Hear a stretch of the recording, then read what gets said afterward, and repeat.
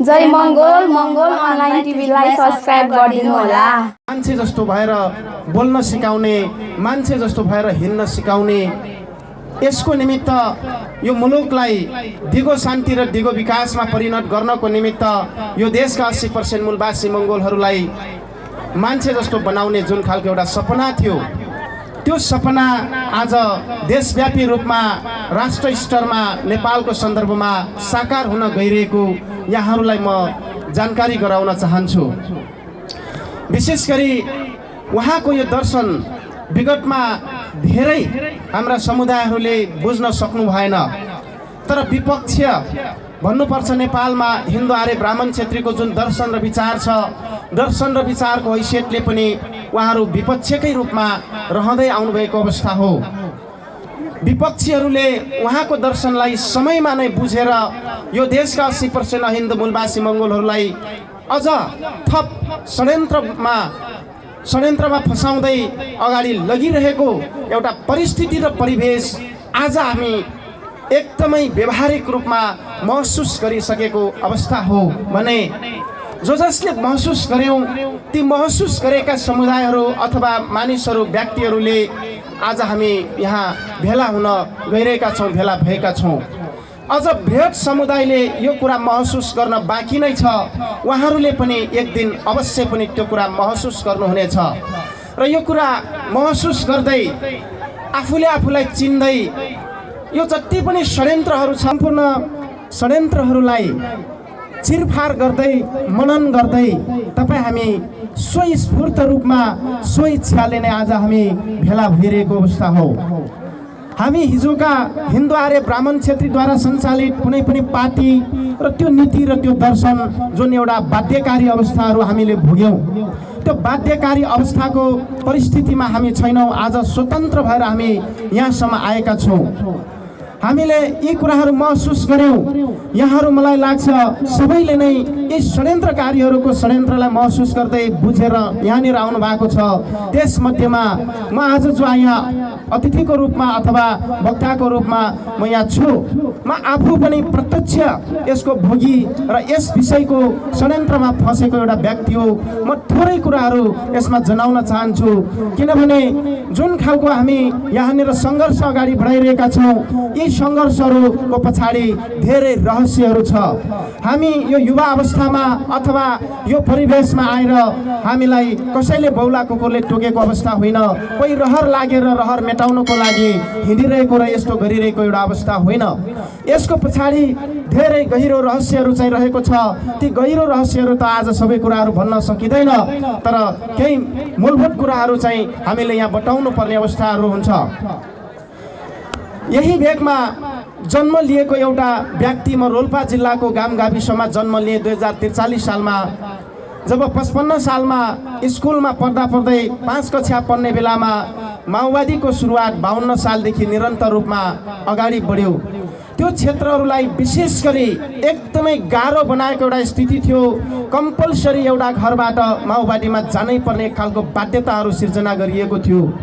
ती बाध्यतामा कतै पनि मौका नमिलाइकन, नपारिकन, नपाइकन जबरजस्ती रूपमा हिँड्नुपर्ने एउटा परिस्थितिहरू थियो। विभिन्न लडाइँहरू, विभिन्न सङ्घर्षहरू गर्दै हिँड्ने क्रममा मेरो एउटा सानो मनस्थितिमा त्यति बेलाको स्थिति थियो। मेरो आँखा अगाडि धेरै मान्छेहरू मरेका, कसैको आँखा फुट्यो, कसैको आन्द्राभुँडी निस्क्यो, कसैको हात खुट्टा काट्यो, कसैको टाउको फुट्यो, तिनीहरू छटपटाइरहेको, तिनीहरू एकअर्काको अँगालोमा एकअर्काको आँखा रसाइको अवस्थामा कति समस्याहरू चाहिँ मैले देखेको थिएँ। र ती साथीहरू जो मरे, युद्धमा मरे, ती साथीहरूको आमा बुवाले कस्तो खालको आँसुहरू झार्नु भएको थियो, ती साथीहरूको छोराछोरीहरूले कस्तो खालका दुःख पाउनु परेको एउटा स्थिति थियो। र जसरी मिलेर बसेको एउटा समाज, जुन खालका रहर लाग्दा एउटा संस्कृतिहरूमा हामी रमिरहेका थियौँ, रमाइरहेका थियौँ, ती संस्कार संस्कृति र ती भूमिहरू छोडेर वास्तवमा सुकुम्बासी भएर देशव्यापी रूपमा विदेशिनु पर्ने एउटा अवस्थाहरू भोगेको एउटा स्थिति, जुन खालको कुरा मेरो सानो मानसिकतामा निकै लामो समयसम्म छटपटाइरह्यो, त्यो मानसिकतामा रहिरह्यो। आज पनि त्यो मानसिकता ममा रहिरहेको छ। म चाहेर पनि ती घटनाहरू, ती द्वन्द्वहरू, ती अवस्थाहरू, ती दुःखहरू मैले भुल्न सकिरहेको छैन र भुल्न सक्दैन पनि। यी खालका परिस्थितिहरूले मलाई एक खालको मनमा एउटा भावना र एउटा सिर्जना तयार गर्यो अथवा भयो कि यो खालका घटना किन हुन्छ र यो खालका घटनाहरू अब पनि फेरि हुन्छ कि हुँदैन भनेर मैले आफूले आफूलाई धेरै प्रश्नहरू सोध्ने, आफूले आफूलाई सोच्ने एउटा परिस्थितिमा पुगेको अवस्था थियो। र बिचमा म नेपालमा बस्न नसक्ने एउटा स्थिति, विकल्पहरू मैले खोज्नु पर्यो। भारतमा बस्नु पर्यो, केही समय म चाइनामा पनि बस्नु पर्यो। अलिकता सानो उमेरमा मैले धेरै दुःखहरू पाएको हुनाले अब यो खालको एउटा स्थिति हुँदैन। आफ्नो देशमा गएर कम्तीमा पनि आफूले भोगेका ती समस्याहरू आउने भावी सन्ततिहरूलाई नपरोस्, त्यसको लागि यो नेपालमा दिगो शान्ति र दिगो विकासको एउटा अवधारणालाई अगाडि लानुपर्छ भन्ने एउटा सानो मनोस्थितिमा लिएर चाहिँ म नेपाल आएको थिएँ र नेपालमा केही गर्नुपर्छ भन्ने एउटा खोज र अनुसन्धानमा म हुँदै गर्दा म एकजना जुन दार्शनिक व्यक्ति हुनुहुन्छ डाक्टर गोपाल गुरुङज्यू, उहाँलाई तपाईहरुले चिनिसक्नु भएको छ। उहाँलाई भेट्ने अवसर मैले सन् 2014 जनवरी 1 मा मैले मौका पाएँ र उहाँको दर्शन नै एउटा यस्तो खालको दर्शन रहेछ जुन यो नेपालमा हामीले भोगिरहेको जुन समस्याबाट मुक्त गर्ने र यो नेपाललाई फसाएर, यो नेपाललाई खत्तम बनाएर बन्दकी राखेर मागे खाने र ठगी खाने एउटा भाँडोको रूपमा प्रयोग गर्ने हिन्दू आर्य ब्राह्मण क्षेत्रीय जुन शासकहरू छ, उनीहरूले जुन खालको एउटा हाम्रो मान्छेलाई विदेशी भूमिमा बेच्न बाध्य बनायो, आफ्नो देशमा नै बेरोजगारी रहन बाध्य बनायो, आफ्नै देशमा सुकुम्बासी बस्न बाध्य बनायो जो यो देशका मूलवासीहरू। र यो कुराहरूलाई बुझ्दै साँच्चीकै रूपमा करिब 8 वर्षदेखि निरन्तर रूपमा आफ्नो देश र आफ्नो भूमिमा सङ्घर्ष गर्दै अगाडि बढिरहेको एउटा सन्दर्भमा मलाई आज धेरै खुसी लागिरहेको छ कि आजभन्दा करिब 2073 सालतिर दाङ जिल्लाको प्रथम अधिवेशन गर्दै गर्दा जम्मी 25 जना आमाबुवा दाजुभाइहरू आउनु भएको थियो। तर आज आएर यो खालको एउटा जमघट देख्दै गर्दा र अझ योले धेरै जमघटहरू निर्माण गर्ने हामीले देखिसकेका छौँ। हामीसँग आशा र विश्वास पनि छ र यो जमघट जो छ यो भनेको एउटा साँच्चीकै यो देशमा हामीले एउटा क्रान्तिकारी परिवर्तन गर्ने एउटा जमर्को हो। र क्रान्तिकारी परिवर्तन भन्नाले यहाँहरूले के बुझ्नुहोस् भने वैचारिक र सैद्धान्तिक क्रान्तिकारी परिवर्तन भन्ने कुरा सम्झिनुहोस् र यो देशलाई साँच्चीकै दिगो शान्ति र दिगो विकासमा पुर्याउने एउटा लक्ष्य साथ हामी यहाँनिर उपस्थित भइरहेका छौँ र हाम्रो सङ्घर्ष अगाडि बढिरहेको छ। यहाँनिर एउटा महत्त्वपूर्ण कुरा छ, बाहुन क्षेत्री भन्ने कुराहरू धेरै आयो। साँच्चीकै यो बाहुन क्षेत्री भनेको के हो भन्ने कुरा धेरै गहिरो रूपमा हामीले बुझ्न जरुरी छ। ब्राह्मण क्षेत्रीहरूको पुर्खाले लेखिदिएको विभिन्न ग्रन्थहरू छ, विभिन्न किताबहरू छ, जसलाई मनुस्मृति, महाभारत, रामायण, वेद, पुराण आदि नामले चिनिन्छ। र ती जति पनि किताबहरू छ त्यो किताबहरू भनेको वास्तवमा उहाँहरूको हतियार रहेछ। त्यो हतियार प्रयोग गरेर हाम्रो मङ्गोल जरा काटिदिए। हामी जति पनि आज मगर, गुरुङ, राई, लिम्बू, कामी, दमाई, सार्के, थारू इत्यादि जति पनि जात जातिमा परिणत भयौँ, यो भनेको एउटा रुखको हाँगा मात्रै रहेछ। जब मङ्गोल भन्ने जुन हाम्रो अस्तित्व हो त्यो हाम्रो जरा रहेछ, तर हिन्दूवाद त्यो हतियारले हाम्रो जरा काटिदिएपछि आज यो बृहत समुदाय जरा बिनाको रुख जस्तै सुकिसकेको एउटा स्थिति रहेछ। जरा बिनाको रुख जसले न शीतल दिन सक्छ, न फल दिन सक्छ, न फूल दिन सक्छ, न बास्ना दिन सक्छ। जरा बिनाको रुख निष्पक्ष रूपमा ऊ सुक्न बाध्य हुन्छ। सुकिसकेपछि त्यसलाई जसले पनि हेला गर्छ, त्यो रुखलाई जसले पनि काटेर दाउरा बाल्न प्रयोग गर्छ। त्यसरी नै आज बृहत मूलवासी मङ्गोलहरू जात जातिमा परिणत गर्दै हाम्रो मूल जरा सुकाएर हामीलाई घृणा अपहेलना छिछि दूर गर्दै हाम्रो सन्ततिहरूलाई हिजो पुर्खाहरूलाई भर्तीको नाममा बेचेको एउटा इतिहास जगजाहेर छ। आज विश्वमा भर्ती हुन कम भइसकेपछि फेरि अरब मूल विभिन्न देशसँग कामदारको रोजगारको एउटा सम्झौता गर्दै विभिन्न मुलुकमा बेचिरहेको एउटा स्थिति छ। र यो परिस्थितिमा हामीले सोच्दाखेरि सजिलो देख्छौँ, बेच्यो एउटा रोजगार पायो, तर त्यहाँ जसले त्यो मुलुकमा गएर त्यो विदेशीको लात खानु बाध्य भएको छ, बाट सहन बाध्य भएको छ, ती भूमिमा टर्पिनु परेको छ, त्यो उहाँहरूलाई मात्रै त्यो वास्तविक अर्थ थाहा छ, त्यो वास्तविक पीडा उहाँहरूलाई मात्रै थाहा छ। तपाईँ हामी महसुस गर्ने थोरै मात्रै थाहा छ। त्यस कारणले हामीले के भन्न खोजेका हौँ भन्दाखेरि मनुस्मृति कानुन महाभारत अन्तर्गत नै ब्राह्मण क्षेत्री वैश्य शूद्रको एउटा पोजिसन निर्माण गरेर हिन्दू कानुन निर्माण गरेका हुन्। ब्राह्मण क्षेत्री वैश्य शूद्र भनेको पद हो, यो कुनै जात होइन। आज आएर उनीहरूले ब्राह्मण जात क्षेत्री जात भनेर भनेका छन्, तर यो पद हो। ब्राह्मण भनेको उच्च वर्गको कुरा भयो, क्षेत्री भनेको लडाकु हो, वैश्य भनेको व्यापार बिजनेस गर्ने, शूद्र भनेको बाहुनको कमाराहरू भनेर व्याख्या गरेको छ। तर मङ्गोललाई अनार्य बनायो, अनार्यलाई शूद्र बनायो। शूद्रको महल, शूद्र भनेको एउटा हिन्दू मनुस्मृति कानुन अन्तर्गत शूद्रलाई हिन्दू कानुन अन्तर्गत शूद्रको महलमा लगेर शूद्रहरू जुन मङ्गोल चिम्से ठेप्चेहरू छन् उनीहरू शूद्रमा कैद भए। शूद्रमा गइसकेपछि शूद्रहरूले ज्ञान आर्जन गर्न नपाउने, पढ्न नपाउने, पैसा कमाउन नपाउने, राजनीति गर्न नपाउने, अर्थात् शूद्रलाई धनार्जन, ज्ञान आर्जन र राजनीति गरेर शासन सत्तामा चढ्न, शासन सत्ता चलाउन नमिल्ने छ भनेर स्पष्ट रूपमा लेखेको छ। शूद्रले धनार्जन, ज्ञान आर्जन र राजनीति गर्नु भनेको पाप गर्नु हो। पाप कटाउनको लागि उनीहरू मृत्युदण्ड हुनेछ भनेर स्पष्ट लेखेका छन्।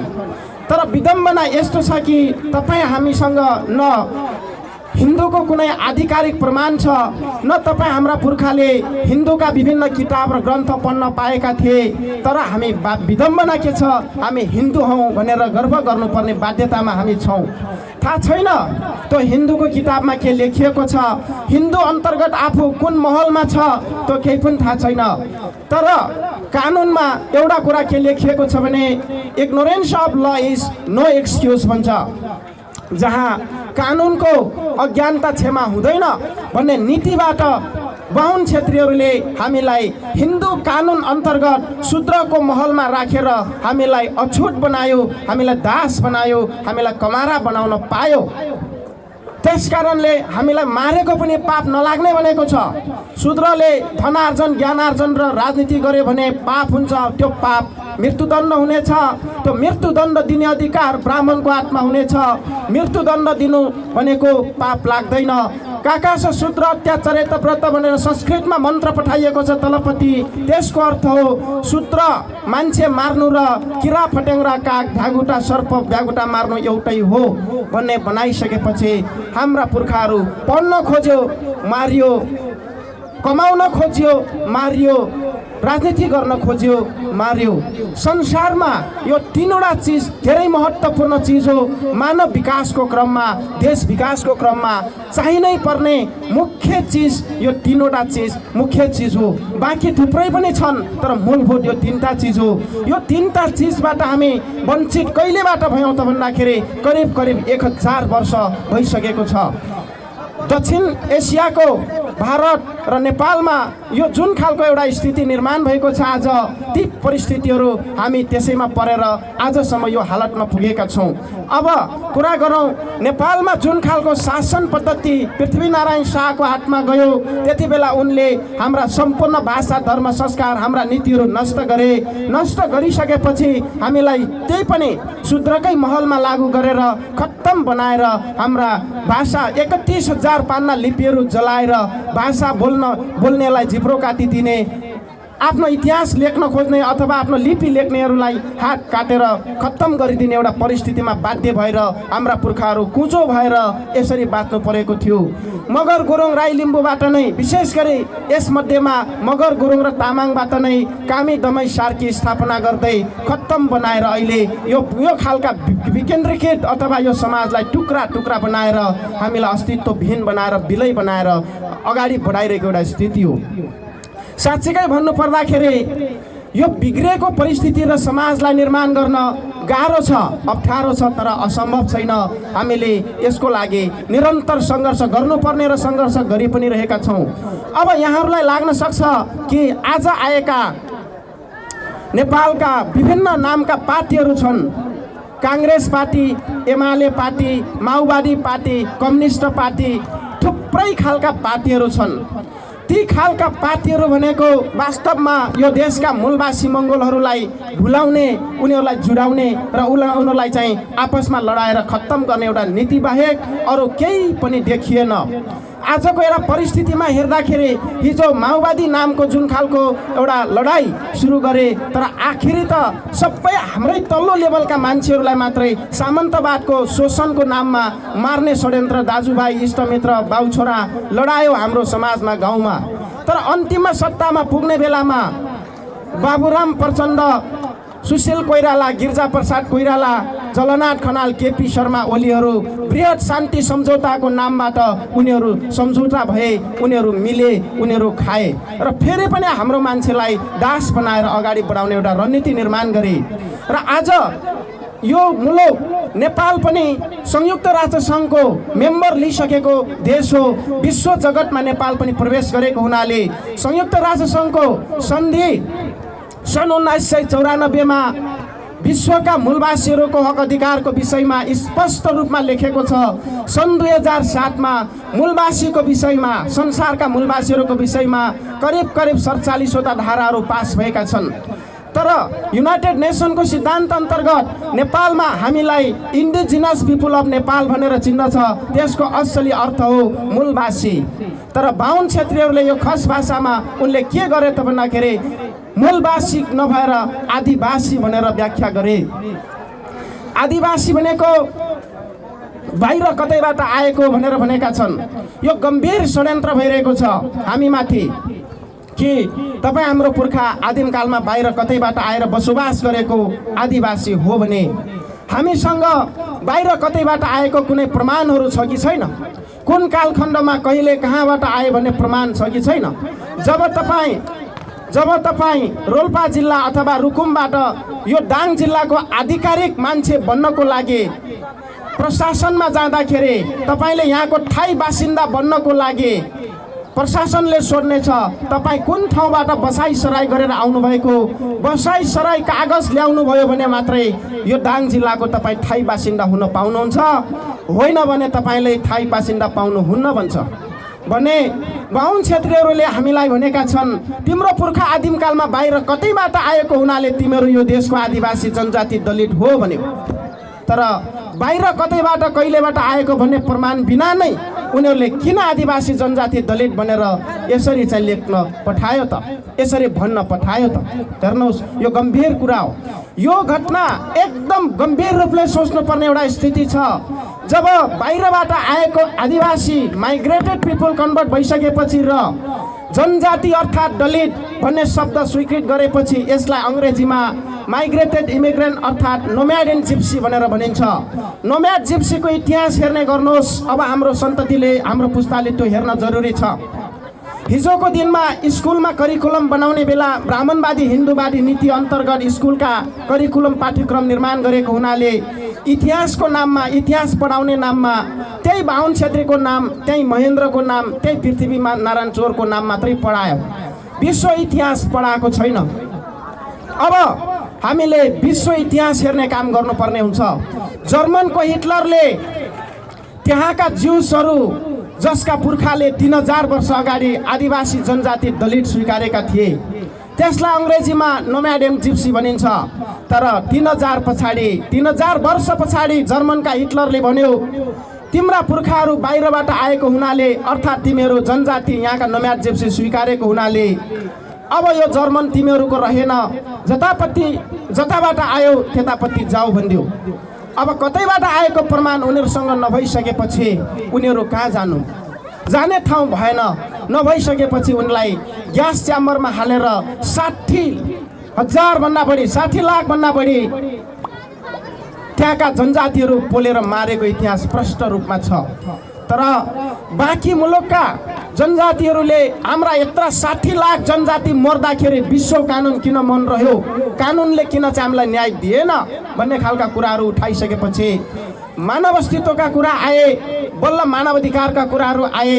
उनीहरूले मानव अस्तित्व खोजसँगै मानव अधिकारसँग एट्याचमेन्ट भएर गइसकेपछि बल्ल मानवको दर्जा प्राप्त गरेपछि मात्रै बल्ल सन् 1948 उनीहरूले इजरायल भन्ने देश पाएर सुरक्षित भएको इतिहास अहिले विश्व सामु छ भने यहाँका जति पनि काङ्ग्रेस, कम्युनिस्ट, माओवादी भन्ने ब्राह्मण क्षेत्रीहरू सबै मिलेर हामीलाई आदिवासी जनजाति दलित बनाउन प्रमाणित गर्नमा लागि पर्नुको अर्थ के? अब हामीले सोच्न जरुरी छ।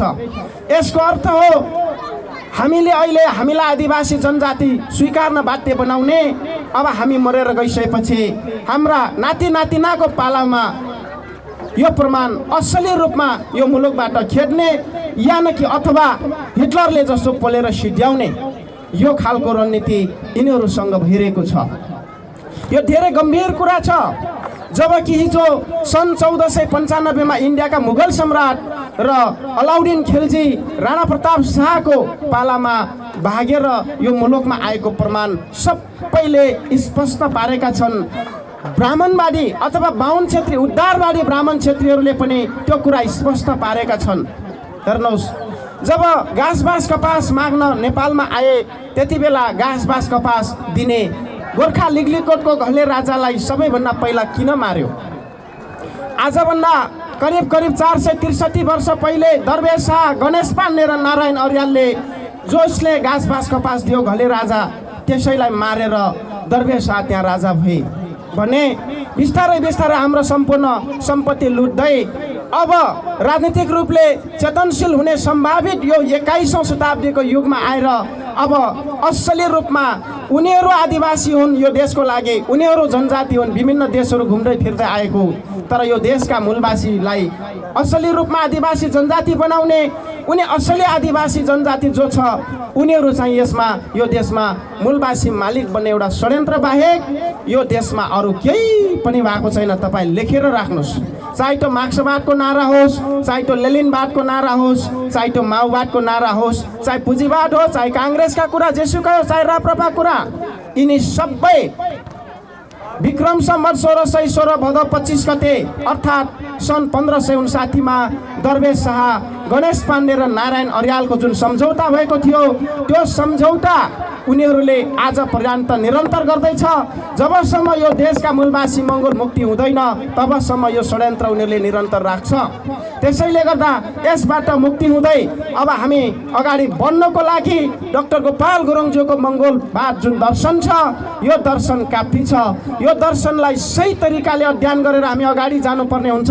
सही तरिकाले यो दर्शन भनेको एउटा मार्ग हो, एउटा बाटो हो, जुन बाटो सुरक्षित बाटो हो, यसमा कुनै पनि एक्सिडेन्ट, कुनै पनि दुर्घटना हुँदैन। आजसम्म मङ्गोल नेसनल अर्गनाइजेसनले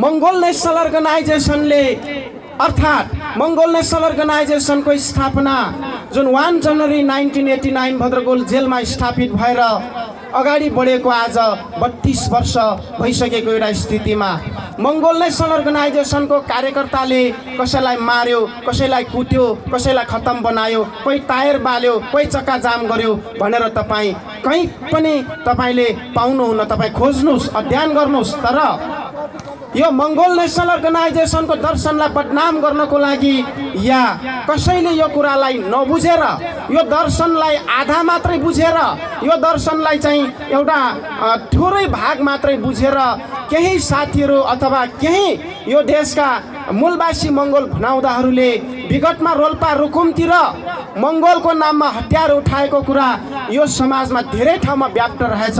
त्यसमा स्पष्ट हुनुहोला, मङ्गोल नेसनल अर्गनाइजेसनले आजसम्म कुनै पनि हतियार उठाएको छैन, कसैलाई मार्ने काम गरेको छैन, कसैलाई पिट्ने कुट्ने काम गरेको छैन र यो गर्ने पनि छैन।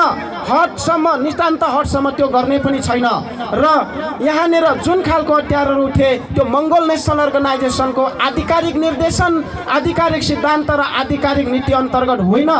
केही व्यक्तिहरूले त्यो बेलामा जुन खालको एउटा उश्रृङ्खल अथवा यो दर्शनलाई भनौँ कम मात्रै बुझेर पूर्ण रूपमा पुरा अध्ययन नगरिकन, पुरा रूपमा नबुझिकन एउटा त्यो खालको चाहिँ अब एउटा चाहिँ उश्रृङ्खलमा आएर गरेको एउटा कुरा हो भने, अर्को कुरा हिन्दू आर्य ब्राह्मण क्षेत्रको जुन खालको एउटा नीति छ, जो खालको शासकहरू छ माथि, उनीहरूले यो दर्शनलाई बदनाम गर्नको निम्ति, यो नीतिलाई खतम गर्नको निम्ति अथवा विकृति ल्याउनको निम्ति गरिएको एउटा षड्यन्त्र मात्रै थियो।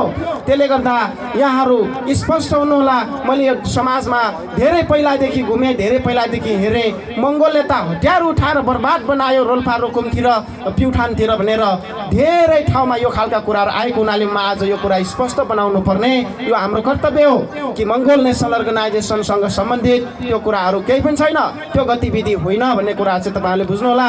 अगाडिका पूर्वोक्त मित्रले भनिसक्नुभयो, मङ्गोल नेसनल अर्गनाइजेसनलाई अथवा मङ्गोलवाद दर्शन जो मङ्गोलहरू आफ्नो गन्तव्यमा पुग्नको लागि नितान्त सुरक्षित बाटो निर्माण गर्नुभएको छ डाक्टर गोपाल गुरुङज्यूले, यो बाटोलाई यो बाटोमा काँडा बिछाउनको लागि, यो बाटोमा ढुङ्गा माटो हालिदिनको लागि अथवा यो बाटोलाई विकृति बनाउनको लागि गरिएका थुप्रै खालका षड्यन्त्रहरू त्यो यात्राको क्रममा छ। जुन श्रीनिवासका कुरा आए, कयौँ कुराहरू आए, त्यो त्यहीसँग सम्बन्धित छ। तर यो देशका मूलवासी मङ्गोलहरू जुन अहिले बुझेर आइसकेको हुनाले यो स्पष्ट छ। अब यो दर्शनलाई अगाडि बन्ने क्रममा अथवा यो दर्शनको सिद्धान्तमा अगाडि जाने क्रममा आइडियोलोजीका कुराहरू आउँछ, विचारधाराका कुराहरू आउँछ, लोकतन्त्र, धर्मनिरपेक्ष, प्रान्तीयता भन्ने कुरा जुन आज संसारकै विकसित राष्ट्रहरूले प्रयोग गरेको अन्तिम विकल्पको रूपमा संसारका समाजवादी नीति अर्थात् कुनै पनि देशमा समानता, भातृत्व र स्वतन्त्रता स्थापित गर्ने अन्तिम विकासका मोडेलको योजनाको रूपमा प्रयोग गरिरहेको लोकतन्त्र, धर्मनिरपेक्ष र प्रान्तीयताको सिद्धान्तबाट हामी अगाडि बढिरहेका छौँ। यो अत्यन्तै शुद्ध छ। लोकतन्त्र, धेरै मान्छेहरूले के पनि यहाँ भ्रमित कुरा छ भने धेरै मान्छेहरूले त्यो बाहुन छेत्रीले माथिल्लोले बुझेको छ, तर बिचका हाम्रै मान्छेहरूलाई कन्फ्युजन के बनाएको छ भने मङ्गोलहरूले बाहुन छेत्रीलाई खेद्ने गरे, ए गर्ने उ गर्ने भनेको छ। त्यो केही पनि छैन।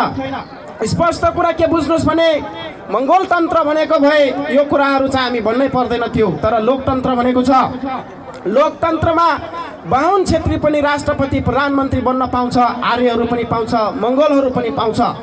जसले इमान्दारका साथ अब शासन पद्धति अगाडि बढाउँछ उसले मात्रै अब वास्तविक लोकतन्त्रमा शासक बन्न सक्छ।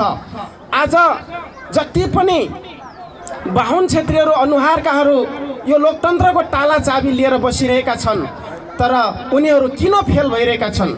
लोकतन्त्र आयो तर विदेशी किन रोकिएन? लोकतन्त्र आयो नेपालमा शान्ति किन भएन? लोकतन्त्र आयो नेपालका बेरोजगार अन्त्य किन भएन?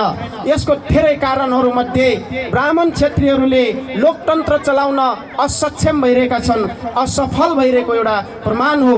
र यो असफल र असक्षम किन हुन्छ भन्दा लोकतन्त्र भनेको समग्र जनताको स्वतन्त्रताको लागि, भातृत्वको लागि र समानताको लागि गरिने चलाइने एउटा शासन पद्धति हो, जसको माध्यमबाट कुनै पनि सरकार सुशासन अथवा गुड गभर्नेन्सको सिद्धान्तबाट लिएर जानुपर्ने एउटा नीति हो। तर ब्राह्मण क्षेत्रीहरूको जुन जनै लगाउँछ, जुन खालको मन्त्र फुक्छ, गायत्री मन्त्र हुन्छ, गोप्य मन्त्र हुन्छ, त्यो खालको मन्त्र हिन्दूवादसँग सम्बन्धित छ। हिन्दूवादमा के छ त भन्दाखेरि यो चिम्से ठेप्चे शूद्र हो, यो शूद्रले धनार्जन ज्ञानार्जन गर्न पाउँदैन, यसलाई दिनु हुँदैन, यो हाम्रो अनैतिक सन्तान हो, दास हो भन्ने खालको कुरा गरेको हुनाले यो असमानता हो, यो नीति, यो संस्कार असमानता हो, यो नीति तपाईँको अलोकतान्त्रिक पद्धति हो। त्यस कारणले गर्दाखेरि बाहुन क्षेत्रीहरू जति नै वैज्ञानिक समाजवादका कुरा गरे तापनि, नयाँ समाजवादका कुरा गरे तापनि, प्रगतिशील विचारधाराका कुरा गरे तापनि उनीहरूको संस्कार, उनीहरूको विचार, उनीहरूको नीति भनेको सबै त्यो हिन्दूवादी अप्रगतिशील अथवा विभेदित समाज, छुवाछुत, कामी दमाई सार्की जस्ता विभेदित अन्य अत्याचार गर्ने एउटा नीतिसँग सम्बन्धित भएको हुनाले यो मुलुकमा चाहिँ उनीहरूले यो देश चलाउन असक्षम भइरहेको एउटा सन्दर्भ छ। त्यस कारणले अब यो देशका मूलवासी मङ्गोलहरू छिटोभन्दा छिटो तयार हुनुपर्ने अवस्था समय आइसकेको छ कि यो देश यो मूलवासी मङ्गोलहरूको देश हो। यो देश तपाईँ मूलवासी मङ्गोल आफैले जबसम्म तपाईँ आफैले नै चलाउन तयार हुनुहुन्न तबसम्म यो मुलुक कहिले पनि बन्दैन।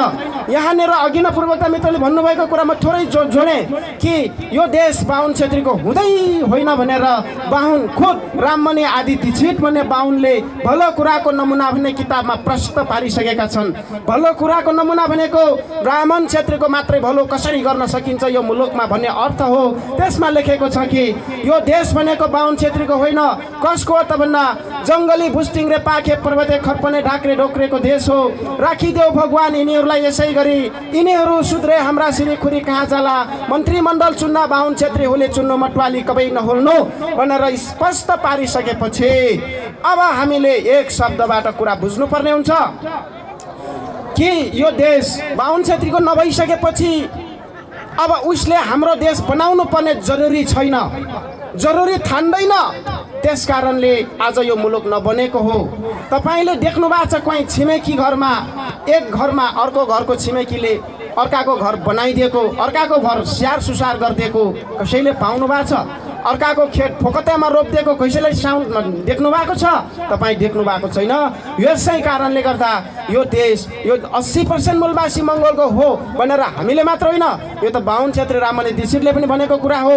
जबसम्म मूलवासीको हातमा चाहिँ देश जाँदैन तबसम्म देश बन्दैन। यो कुरा तपाईँ हेर्नुहोस्, स्विजरल्यान्डको उदाहरण हेर्नुहोस्। स्विजरल्यान्ड बनाउँछु भन्यो, स्विजरल्यान्ड कसरी स्विजरल्यान्ड भएको थियो? सबैभन्दा पहिला त्यो देशका मूलवासीहरूले आफ्नो देश फिर्ता गरेपछि मात्र स्विजरल्यान्ड बनेको थियो। सिङ्गापुर कुन अवस्थामा मात्रै सिङ्गापुर बन्यो भन्दाखेरि गोरा शासकलाई फ्याँकेर त्यहाँका मूलवासी ली क्वाङ युको हातमा शासन आएपछि मात्र बल्ल सिङ्गापुर बनेको थियो।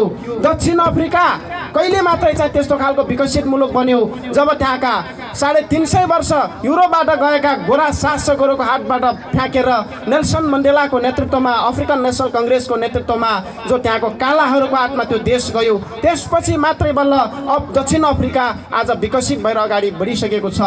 यसै गरी संसारमा धेरै उदाहरणहरू छन्।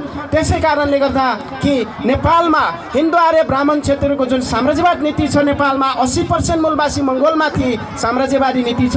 यो नीति अन्त्य गर्नको निम्ति र अन्त्य गर्दै यो आफ्नो देश आफै सञ्चालन गर्ने एउटा अभियानमा हामी छौँ र यसमा यहाँहरूले हातमा हात काँधमा काँध गरेर साथ सहयोग गर्नुहुनेछ र गर्दै पनि हुनुहुन्छ कि हामीसँग साँच्चीकै भूमिविहीन बेरोजगार बनाइएको छ, अनपढ अशिक्षित बनाइएको छ।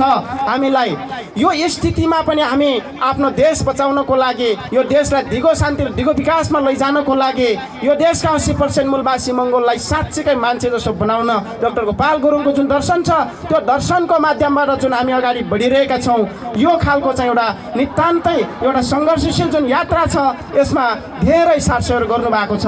तर धेरै मान्छेले भन्छ कि हामीलाई यिनले सहयोग कहाँबाट पायो, विदेशी कुन देशका मान्छेले सहयोग गर्यो, यो खालका कुरा आउँछ। तपाईँले देख्नुभयो कि हाम्रा साथीहरूले, हाम्रा मूलवासी मङ्गोलहरूले अब एउटा भावना, एउटा चाहिँ मानसिक एउटा सोच, सबै कुरा उहाँको चेतना खुल्यो अनि गएर चाहिँ आफ्नो एउटा आधा घाँस काटेर उहाँहरूले आफ्नो छोराछोरीको चाहिँ एउटा पेटलाई चाहिँ अलिकति कम गरेर अथवा चाहिँ त्यो फजुल खर्चलाई कम गरेर आफूले एउटा जिन्दगी बाँच्नुपर्ने एउटा परिस्थितिलाई कम गरेर एउटा सानो सहयोग जुन खालको गर्नुभएको छ, यो धेरै महत्त्वपूर्ण सहयोग आएको छ र यो एकदमै महत्त्वपूर्ण ठाउँमा जुन खालको एउटा बिउ रोप्ने एउटा चमरको यहाँहरूले गर्नुभएको छ।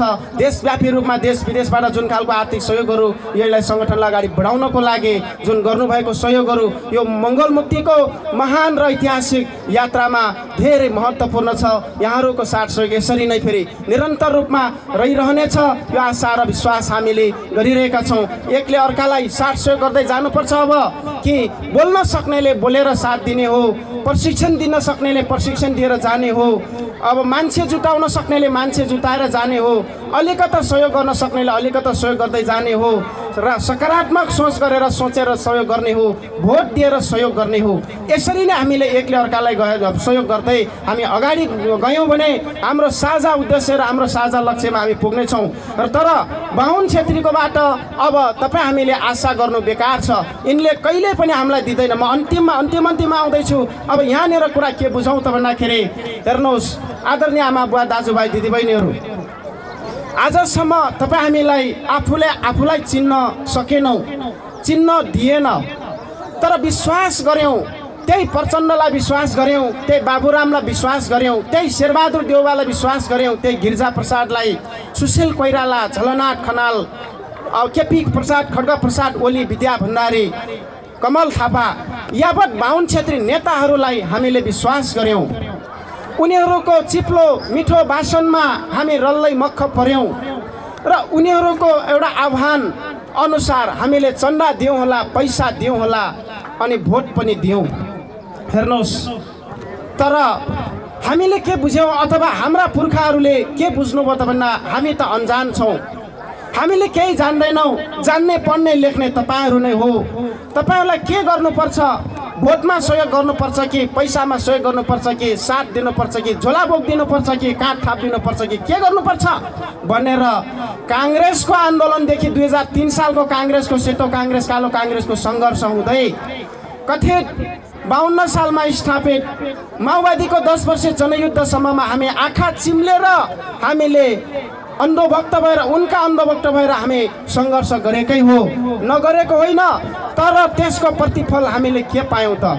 थुप्रै कुराबाट हामीलाई वञ्चित गर्यो। त्यो मध्ये एउटा मात्रै कुरा म तपाईँलाई भन्न चाहन्छु कि सबै कुरा तपाईँ हामीलाई थाहा छैन। त्यो बाहुन छेत्री जुन पढे लेखे उनलाई थाहा छ, त्यो नेताहरूलाई कि तपाईँ सबै जान्नुहुन्छ। तपाईँलाई ठाउँमा म पुर्याउँछु, हामी पुर्याउँछौँ। सबै यो देशमा भएका सम्पूर्ण कुरा तपाईँ मिलाउनुहोस् है भनेर तपाईँहरूले पठाउनु भयो, हामीले पठायौँ। हिजो विगतमा हाम्रो पुर्खाले पठाए।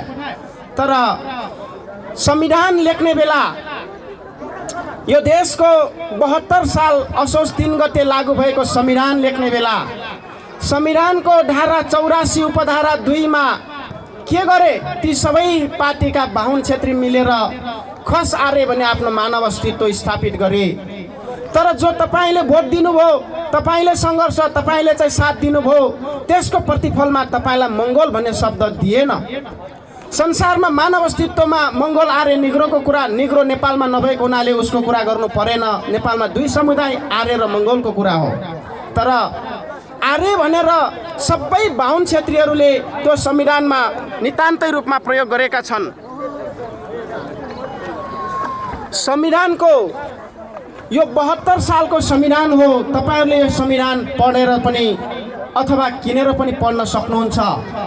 संविधानको धारा 84 उपधारा 2 मा स्पष्ट रूपमा लेख्यो, स्पष्टीकरणमा लेखे यस उपधाराको प्रयोजनको लागि खस आर्य भन्नाले क्षेत्री ब्राह्मण ठकुरी सन्यासी समुदायलाई मात्रै सम्झिनुपर्छ भनेर लेख्यो।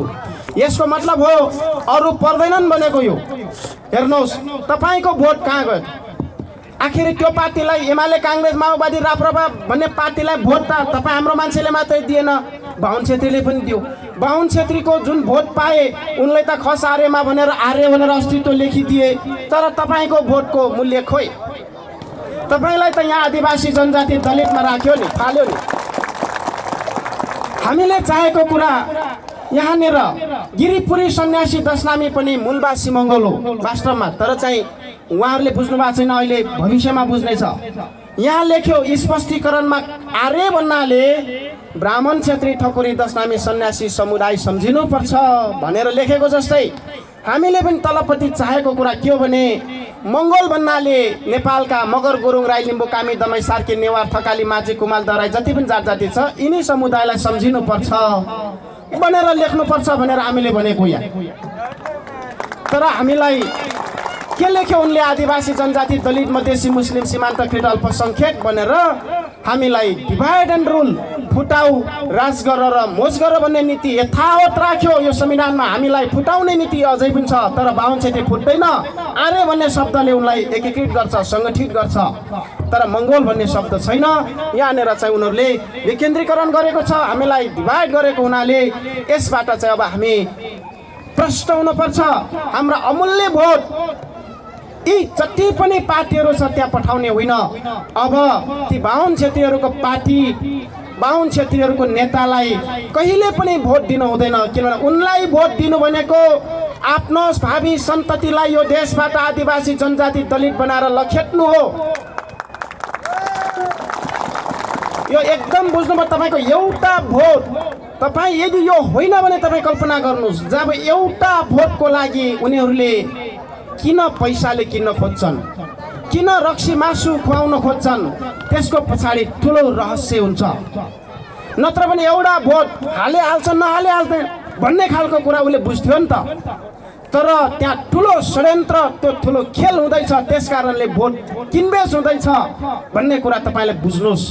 जति किनबेच होस्, तर तपाईँले आफ्नो भोट, अमूल्य भोट बालेमा सुरक्षित गर्न जरुरी छ। जित्ने गरी हामी जाँदैछौँ, चाहे जितोस् चाहे नजितोस्, तर तपाईँको भोट सुरक्षित गर्न जरुरी छ। सुरक्षित भयो भने त्यसको रेकर्ड रहन्छ। यसले यति ल्यायो, तपाईँको आफ्नो भावी सन्ततिको सुरक्षित भविष्यको निम्ति भोट सुरक्षित गर्नुहोस्। तर तपाईँ 1 रुपियाँ अथवा 1500 पैसामा बेच्नुभयो त्यो भोटलाई, अथवा कुनै रक्सी मासुमा बेच्नुभयो भने तपाईँलाई त के फरक परेन, तपाईँ त खानुभयो। तर त्यो विष तपाईँको नाति पनातिलाई लाग्छ। हेर्नुहोस्, आउने भावी सन्तति बर्बाद हुँदैछ, बर्बाद बनाउँदैछ उनीहरूले। त्यस कारणले अब हामीले त्यो भोटहरू चाहिँ त्यसरी खेर फाल्नु हुँदैन। अब ब्राह्मण क्षेत्रीय नेताहरू हामीसँग डाइरेक्ट टक्कर गरेर अब लड्न सक्दैन।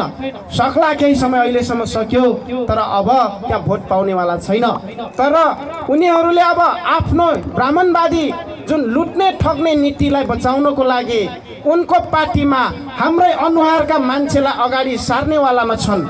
यसमा पनि हामीले बुझ्नुपर्छ। अब अरू पार्टीबाट, बाहुन क्षेत्रीको पार्टीबाट जो पनि हाम्रा अनुहारकाहरू चुनाव उठेर आउलान्, हाम्रा अनुहारकाहरू उम्मेदवार भएर आउलान्, उनलाई तपाईँले कसरी चिन्ने?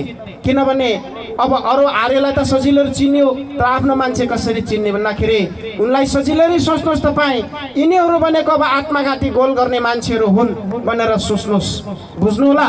किनभने अरू पार्टीबाट अब सम्भव छैन। अरू पार्टीबाट हाम्रो अधिकार ल्याउँछौँ भन्नु भनेको केवल आफ्नो समुदायको विरुद्धमा आत्मघाती गोल हान्नु बाहेक केही विकल्प छैन। हेर्नुहोस्, त्यस कारणले यसमा एकदमै सोच्नुपर्ने कुरा यो हो। र आगामी दिनमा फेरि पनि यस्तै खालका कार्यक्रमहरू अब निरन्तर रूपमा यहाँहरूले गर्नुपर्ने हुन्छ। र हिजो जो बन्द सत्रबाट जो निर्वाचित भएर आउनुभएको एउटा ठुलो टिम जो छ, जुन टिमले अब यो दाङ जिल्लाका सम्पूर्ण मूलवासी मङ्गोलहरूलाई बिउजाउने काम गरोस्, बिउजाउँदै यो दाङ जिल्लाका जनताहरूको समस्यालाई समाधान गर्ने, जनताहरूको समस्यालाई हल गर्ने र यहाँको सम्पूर्ण समाजलाई राम्रो गरी अगाडि बढाउने, असली दर्शनलाई अगाडि सार्ने, गलत नियत र गलत नीति गलत विचारका कुरालाई अन्त्य गर्दै साँच्चीकै यो देशलाई अथवा यो दाङ जिल्लालाई मङ्गोलमय बनाउने काममा उहाँहरू लाग्नुहुनेछ। किनभने यो देशलाई मङ्गोलमय बनाउने क्रममा दाङ जिल्लाले पनि एउटा अङ्गको रूपमा, महत्त्वपूर्ण अङ्गको रूपमा भूमिका खेलोस् र यहाँहरू नितान्तै रूपमा निरन्तर रूपमा आफ्नो देश चलाउनको लागि तपाईँहरूले तयार हुनुहोस्। कुनै पनि ती पाइलाहरू नरोकिउन्, हिन्दू आर्य ब्राह्मण क्षेत्रीको सामदाम दण्डभेद नीतिबाट नरोकिउन्। त रोक्ने कुरा पनि आउँदैन। अब हामी रोकिँदा पनि रोकिँदैनौँ, निरन्तर रूपमा आफ्नो यात्रामा हामी पुरा गर्ने नै छौँ भन्दै अलिकता समयको अभावले गर्दाखेरि पनि मैले छुट्याउन बाध्य भएँ। यहाँहरू जो धैर्य धारणका साथ यतिका कुराहरू सुनिदिनु भयो, आदरणीय आमा बुवा दाजुभाइ दिदीबहिनीहरू, यहाँहरूको यात्रा सधैँ सफल रहोस्। तपाईँ हामी सबै एक साथ एक हात बनाएर हामी अगाडि बढिरहेका छौँ। यही सङ्घर्षमा हामी पनि निरन्तर छौँ। जबसम्म मङ्गोल मुक्ति आउँदैन, जबसम्म यो देश फिर्ता हुँदैन, जबसम्म हामीले मानव अस्तित्व पाउँदैनौँ, जबसम्म यो देशका मूलवासी मङ्गोलहरू पूर्ण रूपमा शासक बन्दैनन्, तबसम्म यो शरीरमा, हाम्रो शरीरमा एकमुठी सास र एक थुक्पा रगत रहन्जेलसम्म हामी र मेरो हाम्रो सम्पूर्ण टिमले यो कबुल गर्न सक्छ कि निरन्तर रूपमा यो सङ्घर्षमा अगाडि बढ्ने नै छौँ भन्दै यहाँहरूको सुस्वास्थ्य र दीर्घायुको कामना गर्दै विशेष बन्द सत्रबाट निर्वाचित हुनुभएका कार्यकर्ताहरूलाई विशेष बधाई, यहाँहरूको सफल कार्यकालको शुभकामना व्यक्त गर्दै यहाँहरूबास म बिदा हुन चाहन्छु। हस्त धन्यवाद। जय मङ्गोल।